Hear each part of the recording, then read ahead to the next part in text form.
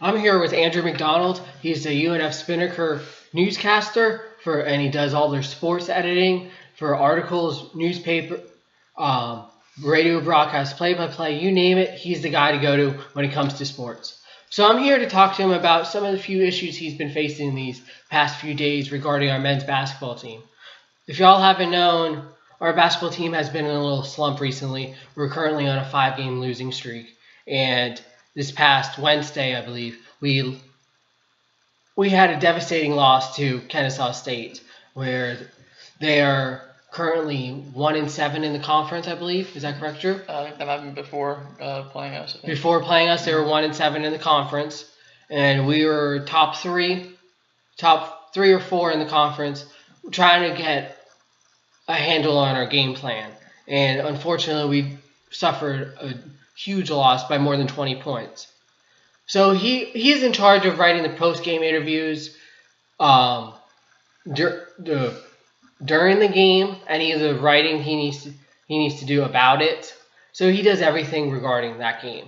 So I had a few questions for you regarding how you put a spin on that so it doesn't make it look like so downgrading towards the team. Mm-hmm. What's the little tactic you use? Well, there's two lanes I think of journalism. There's journalism and there's PR. Yes. And PR is like making everything in a positive note, in case you guys don't know. So if we lost by 50 points and I said it was a hard-fought game, that's just PR fluff. Yeah. It's not true. You have to basically tell the story as it is, but don't be as brutal as you can be. So if I said that JTS Bar was terrible going 2 for 13, that's just a terrible a bad adjective to say for it. Yeah. So calling it down the line fairly, and just if we did lose 50 points, we did, but mention how that happened, and if anyone had a positive game in that positive performance in that game, note it. But just those terrible games, gotta call it down the line. What happened, when it happened, and also just mention the opposing team's players, how they did, not just our team. So if player Joe Smith had 50 points in that game, that's worth noting. Okay. So you like to note the facts and keep your opinions out of it. Exactly. But talking about opinions, sometimes you write a preview. Say after this last game, for our next game, you're going to do a game preview. How do you try to make a positive spin towards that preview? Not like this previous question I asked you, but adding your little intake to it. How do you put a little positive twist to it for a preview? Since that's the game, since most game releases are all facts. Right. But for game preview, that's sometimes a lot of times reporters will put their own little twist in it, their own opinions. Do you ever do that?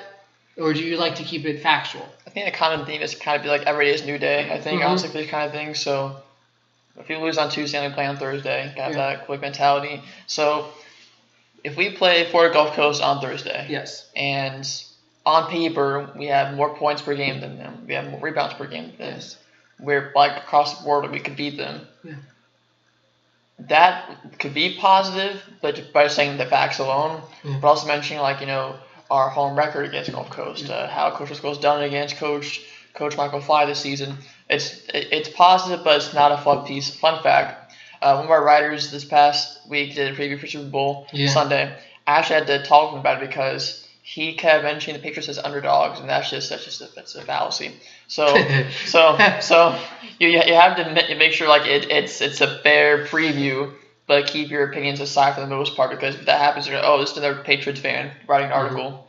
Yeah, regarding that whole Super Bowl comment, I've noticed that watching ESPN, NFL Network, any of the sports broadcast stations, they're all like, "Oh, those Patriots, can they do it again? Is it Tom Brady's last game?" It seems like they're all rooting for the Patriots. I understand it has to be non-biased. That's how you like to write your articles for Spinnaker. So I noticed they just put a twist to it. The Super Bowl writing. It's low-hanging fruit, and it's the narrative that everybody uses. It's it gets old really quick, and you want something new to happen, new take on it, And also, you're, as an Atlanta Falcons fan, I can tell, wearing your Atlanta shirt. Yeah. They're probably going to mention that game this weekend. I guarantee. So actually, in the article, I did mention 20-3 game, and Brad's a final cut, so backspace, backspace, backspace, backspace.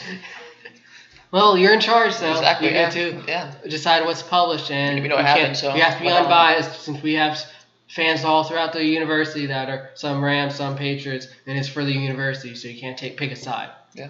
So going back to what we were talking about that game, while you were watching that game, were there any little specific elements you look for so you know what to write about afterwards, like as you watch the game?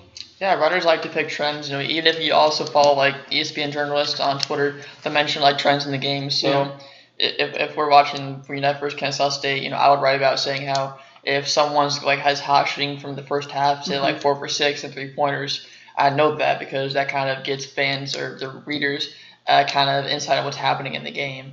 Because if you just say, end of the first half, 20 to 26, UNF.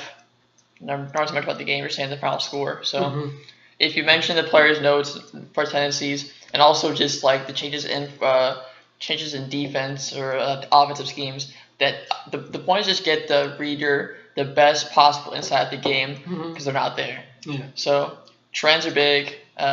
Players going off on scoring sprees, that's a big thing to know as well. Just as long as you're watching the game and taking notes of what's happening, stuff that's pertinent, you're doing your job.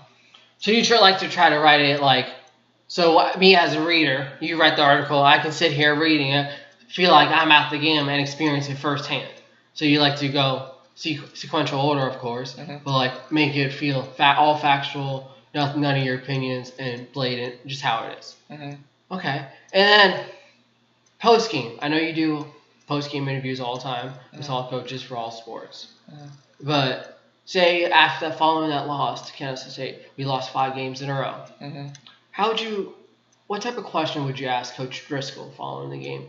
To try not to bring up, okay, we're on a 5-game drought, not make it so negative, but get information out of him. How do you word those questions? So the same question's been asked 5 straight games. What can do to get back on track? And same answer, but same result happens the next game.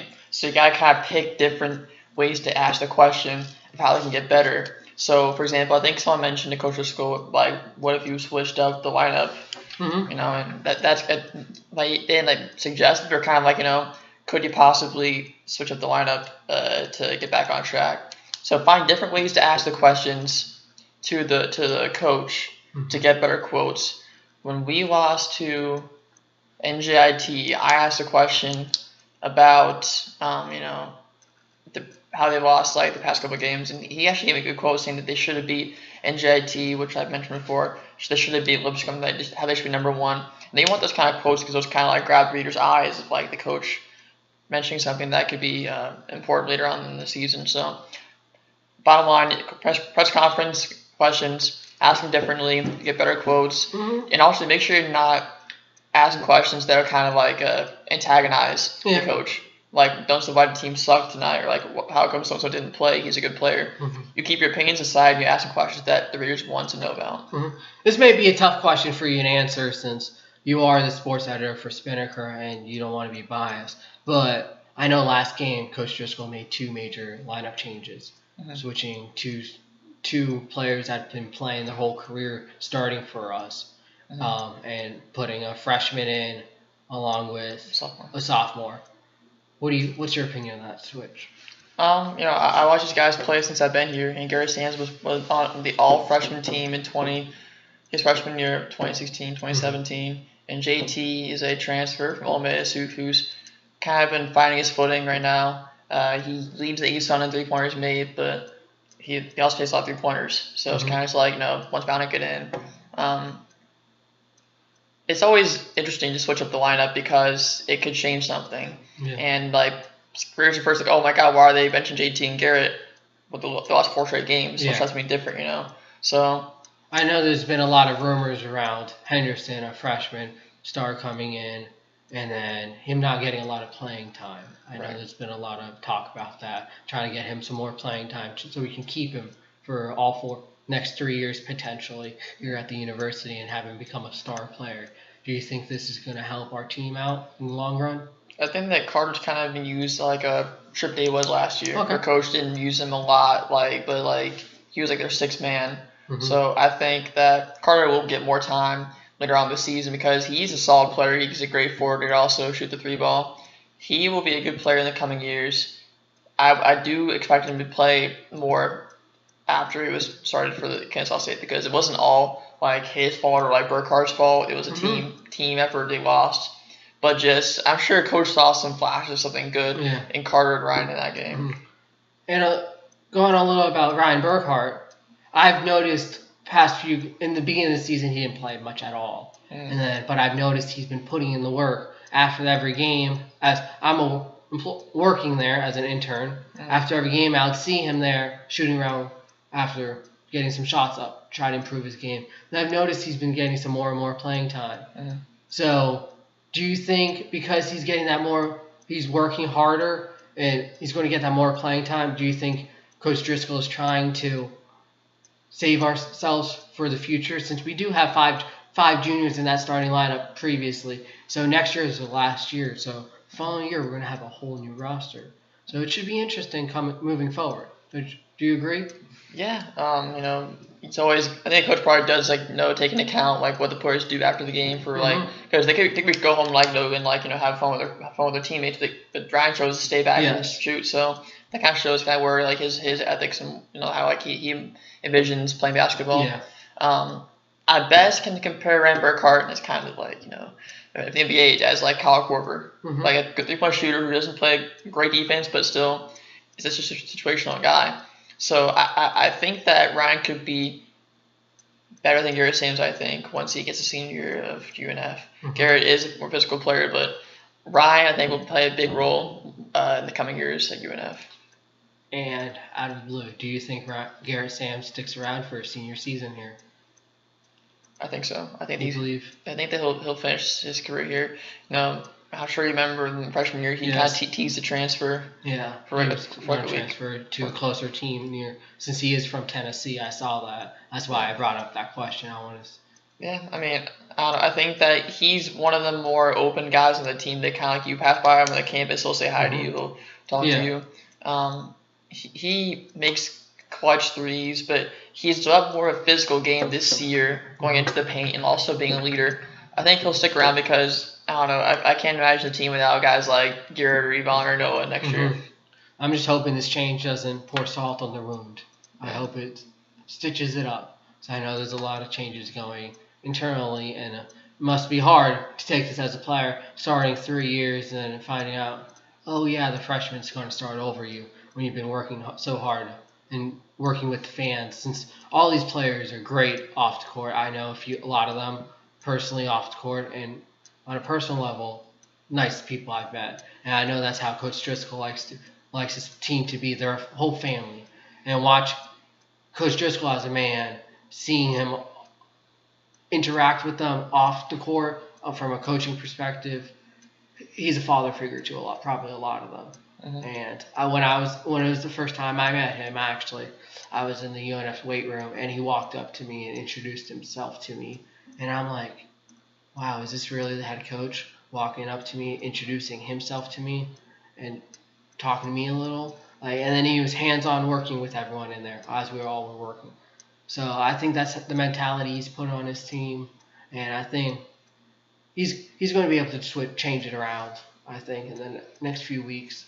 Once everyone gets together, I think we'll be fine come tournament time for the ASUN. We just need to fight to get there now. Do you agree with me? Yeah, it's crunch time. We're kind of in the middle of the season where it determines where it can go. And the way the Saints are looking, it's just if we do get in the playoffs, it won't be pretty. There are teams that are almost 7 right now in the ASUN, because I believe it's 8 out of 9. I think go to the tournament. I believe. Yeah. So Stetson's 0-8. So unless we lose 6 straight games, we should be in the bottom seed. Yep. All right. Thank you for your time, Drew. Hey. And this is Randall Savali reporting with Andrew McDonald from UNF Athletics. Thank you. Hey. Thanks.